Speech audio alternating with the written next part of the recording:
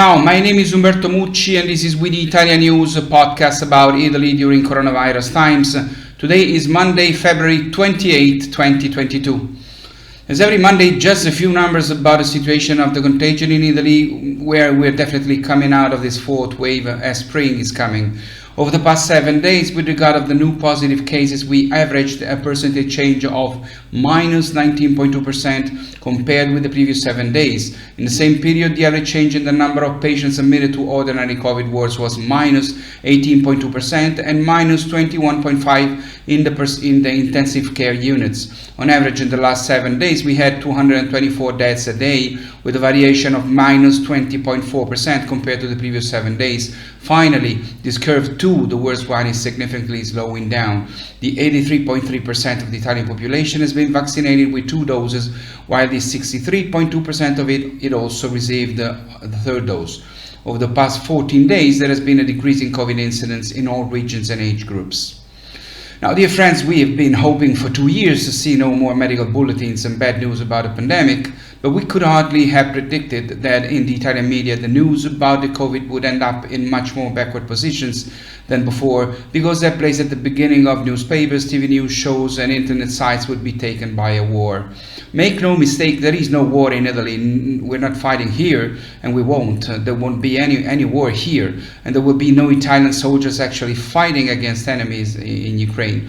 But the situation for Russia's invasion is very heavy here as well.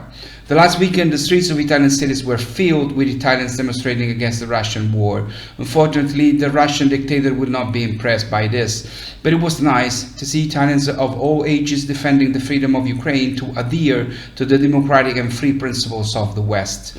Also, because in my memory, this is the first time I've seen demonstrations in Italy that are not against America. Maybe, finally, even in the Italian streets, people are starting to understand that, although not perfect, it is certainly not America that puts our freedom in danger. On the contrary, it is the exact opposite. We can defend our ideas because American soldiers freed us, and American money let us rebuild our country.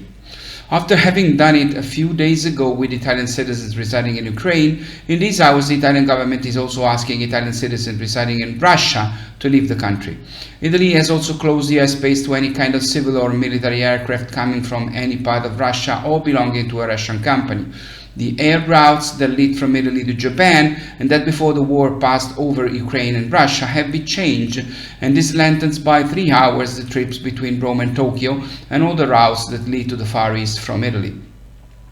One always hopes that the situation will improve and the war will stop. Let's hope so. And there is a daily evolution that risks making the news that is given outdated. In this moment, by the way, the Italian government is meeting to take decisions regarding the aid to be given to Ukraine and the measures to be taken to react against Russia. Italy will send planes, ships, missiles, weapons, ammunition, Kevlar vests and helmets, portable metal detectors, robots for mine clearance. Logistics will be taken care of by NATO. Until September 30, about 4,000 Italian soldiers will be made available to NATO for the mission in Eastern Europe, none of whom will arrive in Ukraine. The first 1,350 are ready to leave and will go to Latvia, Romania and Hungary. Moreover, the Italian intelligence is providing help to Ukraine on cybersecurity to face the Russian cyber attacks that aim to paralyze networks and infrastructures. From the economic point of view, Italy completely agrees with the sanctions decided by the European Union, even if the Italian small enterprises of food, fashion, furniture, wood and metals will pay a painful price because they were supposed to trade with Russia. Among the most exposed Italian regions for export to Russia are Emilia-Romagna, Veneto, Marche, Piedmont, Friuli, Venezia Giulia and Lombardy. In addition, the war and related sanctions have also raised the price of oil, and now gasoline costs more in Italy than it has in years. Italy has the highest share of taxes on gasoline in all of Europe, so the increase in the cost of oil weighs twice as much on the cost of the final user who goes to the pump to buy gasoline. According to a report, this will mean an increase in the cost of gasoline for every Italian family of 400 euros in a year. Returning to the sanctions, those decided against Russia provided many Russian banks are excluded from the SWIFT system, an acronym for Society for Worldwide Interbank Financial Telecommunication. It is the main global system used by credit institutions to carry out monetary transactions between the various states in the safest and most transparent way. In a nutshell, this means that Russian banks affected by this decision will be excluded from international exchanges and trades, and this is a huge blow for Russia. But Europe is trying to avoid these decisions from preventing the European side from paying for and therefore receiving Russian gas. For Italy, this would be a bigger problem than for other European countries, not only because we depend on Russian gas more than others, but because Italian banks are among the most exposed financial institutions to the Russian banks. Regarding Russian gas, as we said in the last video, it accounts for about 40% of Italian consumption. The Italian government is trying to understand how to act in order to prepare for the hypothesis that this share will not be available in the future, but 40% is a huge percentage. The law that the government is thinking about provides for greater flexibility in the use of different sources of electricity in the country to fill any shortcomings in the immediate future. The idea of the government would be to preserve the gas still available to Italy and use alternative sources for energy production without excluding the possibility of interrupting the closure procedure scheduled to be completed in 2025 of the 7 coal-fired power plants destined to end the production cycle as part of the ecological transition involving the Italian energy policy. These plants are located in Sardinia, Lazio, Puglia, Liguria, Friuli Venezia Giulia and Veneto. But in the meantime, there would be also agreements with Algeria and Azerbaijan to increase the share of gas we buy from them, which today is respectively 28% and 10% of our needs.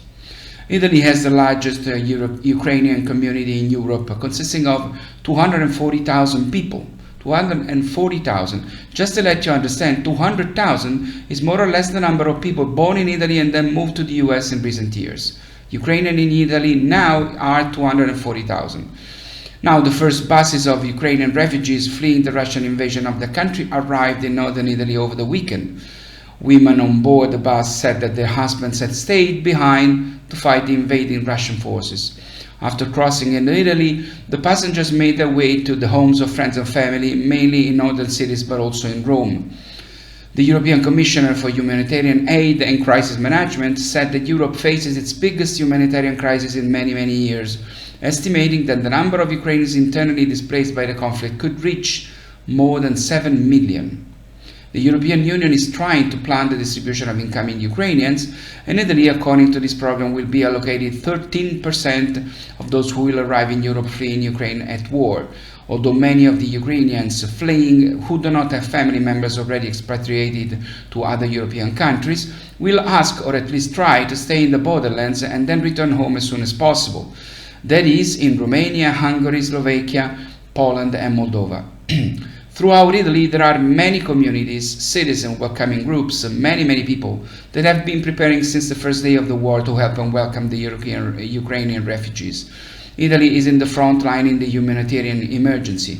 We have the strongest and most consolidated reception network in all of Europe for refugees who have been arriving for years from Africa and the Middle East. Through the experience of our so-called Corridoi Umanitari, the humanitarian corridors, a model of excellence copied by other European countries.